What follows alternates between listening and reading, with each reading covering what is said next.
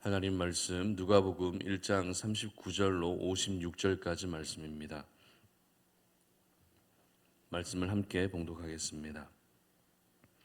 이때 마리아가 일어나 빨리 산골로 가서 유대 한 동네에 이르러 사가랴의 집에 들어가 엘리사벳에게 문안하니 엘리사벳이 마리아가 문안함을 들으매 아이가 복중에서 뛰노는지라. 엘리사벳이 성령의 충만함을 받아 큰 소리로 불러 이르되 여자 중에 네가 복이 있으며 내 태중의 아이도 복이 있도다. 내 주의 어머니가 내게 나아오니 이 어찌 된 일인가. 보라, 내 문안하는 소리가 내 귀에 들릴 때에 아이가 내 복중에서 기쁨으로 뛰놀았도다. 주께서 하신 말씀이 반드시 이루어지리라고 믿은 그 여자에게 복이 있도다. 마리아가 이르되 내 영혼이 주를 찬양하며 내 마음이 하나님 내 구주를 기뻐하였음은 그의 여종의 비천함을 돌보셨습니다. 보라, 이제 후로는 만세의 날을 복이 있다 일컬으리로다. 능하신 이가 큰 일을 내게 행하였으니 그 이름이 거룩하시며 긍휼하심이 두려워하는 자에게 대대로 이르는도다. 그의 팔로 힘을 보이사 마음의 생각이 교만한 자들을 흩으셨고 권세 있는 자를 그 위에서 내리치셨으며 비천한 자를 높이셨고 줄이는 자를 좋은 것으로 배불리셨으며 부자는 빈손으로 보내셨도다. 그 종 이스라엘을 도우사 긍휼히 여기시고 기억하시되 우리 조상에게 말씀하신 것과 같이 아브라함과 그 자손에게 영원히 하시리로다 하니라. 마리아가 석 달쯤 함께 있다가 집으로 돌아가니라. 아멘. 하나님이 일하시면 불행도 행복이 된다라는 제목으로 말씀 전합니다. 여러분은 최근 행복하다고 느끼십니까? 아니면 불행하다고 느끼십니까? 행복한 것 같기도 하고 불행한 것 같기도 해서 좀 애매하십니까?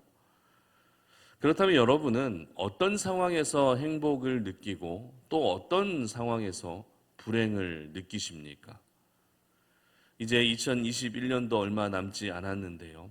다가올 2022년 새해에는 연봉이 점프하고 또 승진이 예정되어 있고 중요한 계약이 또 예정되어 있기 때문에 행복하다고 생각되십니까? 아니면 반대로 코로나19의 상황이 지금 계속되고 있다 보니 하루하루 버티기가 너무 힘들어서 내 인생은 참 불행하다라고 이렇게 느끼고 계십니까?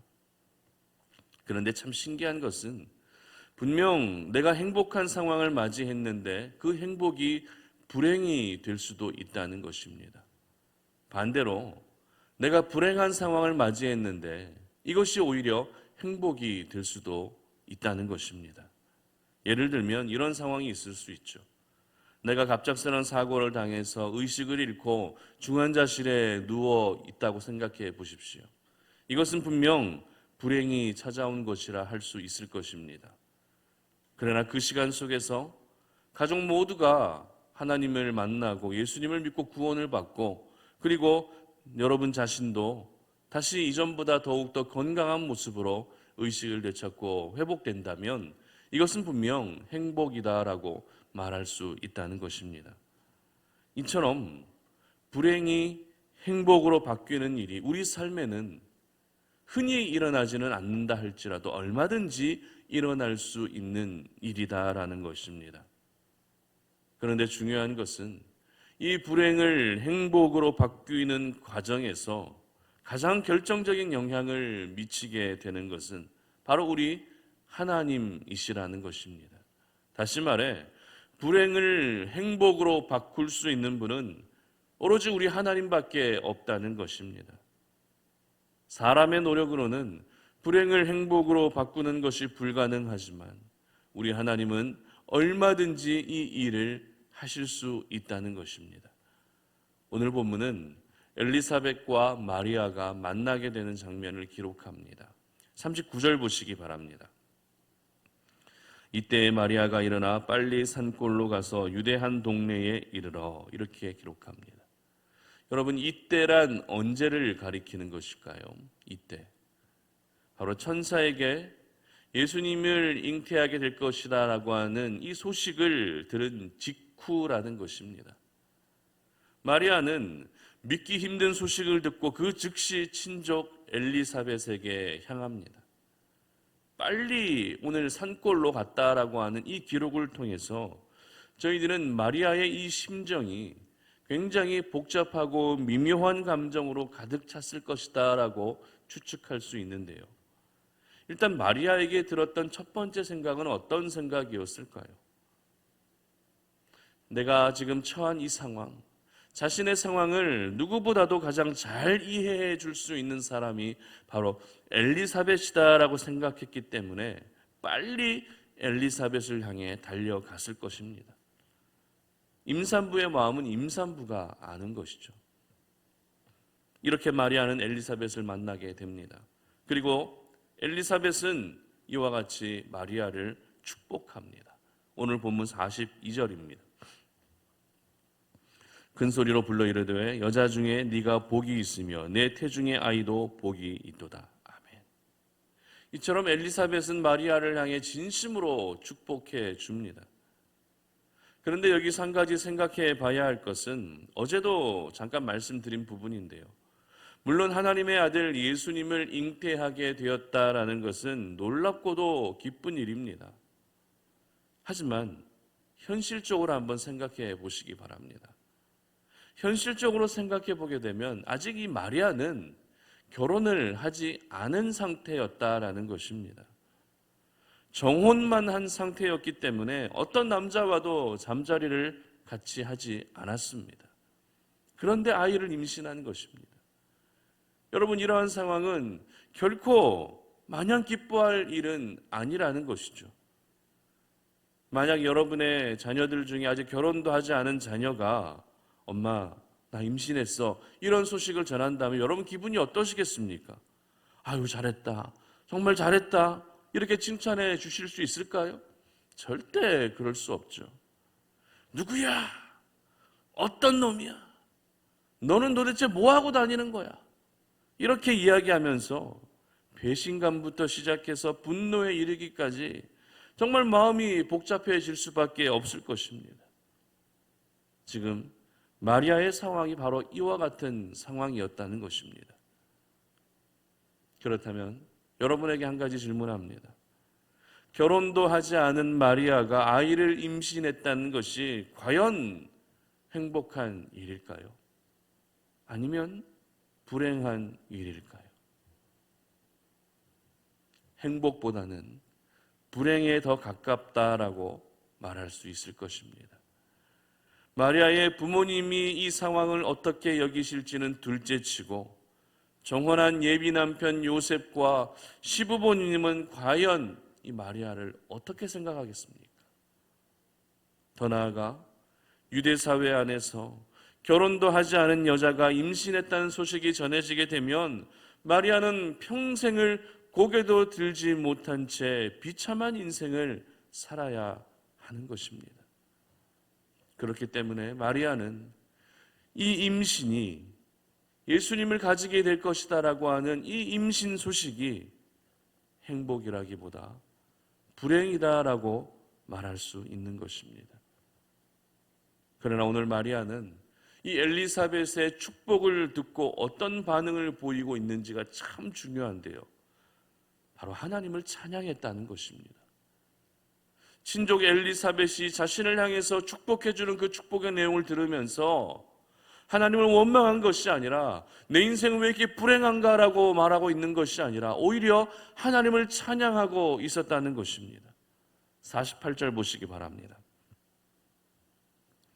그의 여종의 비천함을 돌보셨습니다. 보라, 이제 후로는 만세의 날을 복이 있다 일컬으리로다. 아멘. 무슨 말입니까? 오랜 시간이 흐르고 흘러도 나를 부정한 여인, 나를 음란한 여인으로 세상이 나를 보는 것이 아니라 오히려 나를 복이 있는 여인으로, 복이 있는 인생으로 일컬어지게 된다는 것입니다. 세상에서 내가 가장 행복한 여인으로 일컬어지게 된다는 것입니다.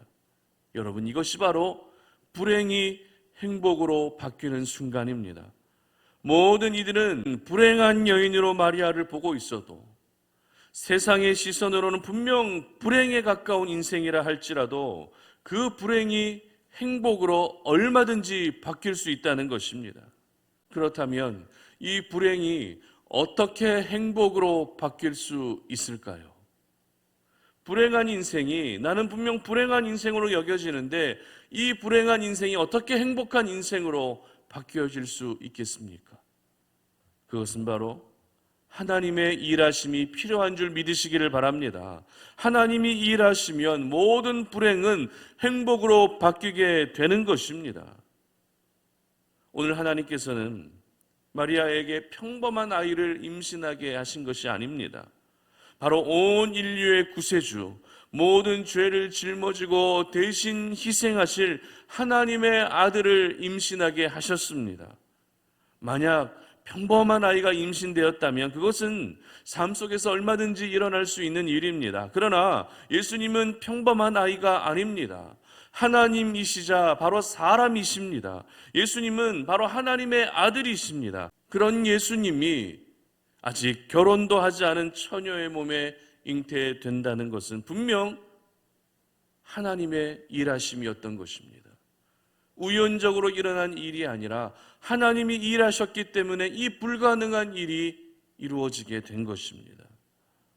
여러분, 우리 하나님이 이 같은 놀라운 일을 행하셨던 것처럼 지금도 저와 여러분들의 삶 가운데 변함없이 일하시기를 원하시는 줄 믿으시기를 바랍니다. 우리 하나님은 지금도 저와 여러분에게 일하고 계십니다. 그것이 보이지는 않는다 할지라도, 그것이 설령 느껴지지는 않는다 할지라도 하나님께서는 언제나 저희들의 삶 가운데 일하고 계시는 것입니다. 그렇기 때문에 내 삶 가운데 찾아온 불행이라 할지라도 하나님이 일하시면 그 불행이 행복으로 바뀔 수 있는 것입니다. 그러므로 오늘 이 아침에 저희들이 기도해야 될 제목은 하나님께서 나의 삶 가운데 변함없이 일하여 주시기를 기도해야 되는 것입니다. 그리고 내 자녀들의 삶과 나의 남편의 삶, 그리고 우리가 살아가는 모든 삶의 터전, 일터와 교회 가운데, 이 나라 가운데 하나님이 일해 주시기를 기도해야 되는 것입니다. 사람이 일하면 부작용도 생길 수 있습니다. 사람이 일하면 실수할 수도 있습니다. 사람이 일하면 지칠 수도 있습니다. 그러나 하나님의 일하심은 어떤 부작용도 없습니다. 하나님이 일하시면 지치지도 아니하시고 실수하지도 않으시는 것입니다. 그렇기 때문에 하나님이 일하시면 하나님의 놀라운 능력으로 불행처럼 여겨지는 인생이라 할지라도 그 불행이 행복으로 바뀌어지게 되는 것입니다. 사람들은 모두 다 불행하다라고 말한다 할지라도 그 불행을 행복으로 바꿀 수 있는 분이 바로 저와 여러분의 영원한 아버지가 되시는 우리 하나님이신 줄 믿으시기를 바랍니다. 그러므로 지금 어떤 불행처럼 여겨지는 일을 겪고 있어도 절대 여러분 모두 낙심하지 않으시기를 바랍니다. 왜 나는 이렇게 불행한 인생만 계속되지라고 자신의 삶을 비관적으로 바라보지 않으시기를 바랍니다. 설령 내가 지금 불행한 가운데 있다 할지라도 오늘도 하나님의 일하심을 믿고 신뢰한다면 그 불행은 반드시 행복으로 바뀌게 될 것입니다. 바라기는 우리 송탄오른의 모든 가족들은 불행한 인생의 주인공이 되는 것이 아니라, 불행한 인생으로 우리의 인생을 마감하는 것이 아니라 행복한 인생의 주인공이 되시고 그 행복으로 오늘도 여러분의 인생을 마무리할 수 있기를 주님의 이름으로 축복합니다. 함께 기도하겠습니다. 하나님 감사합니다. 오늘 이 아침에 우리가 주의 말씀을 들으며 이 새벽에 제단을 쌓고 주님께 영광을 올려드립니다. 아버지 하나님, 우리가 살아가고 있는 현실은 뜻하지 않은 일들이 계속 반복되고 어려운 일들이 반복되다 보니 나의 인생은 너무 불행한 것 아닌가라고 하는 이런 가슴 아픈 생각들이 들고 비관적인 생각들이 들 때가 있습니다. 분명 불행처럼 여겨지는 일들이 우리 삶 가운데 있기는 합니다. 하지만 우리 삶 속에서 오늘도 변함없이 일하고 계시는 그 하나님을 신뢰합니다. 하나님은 오늘도 나를 위해 일하고 계심을 믿습니다. 그렇기 때문에 우리 하나님께서 불행을 행복으로 바꾸어 주실 수 있는 줄 믿고 오늘도 그 하나님을 온전히 바라볼 수 있는 우리의 삶이 되게 하여 주시옵소서.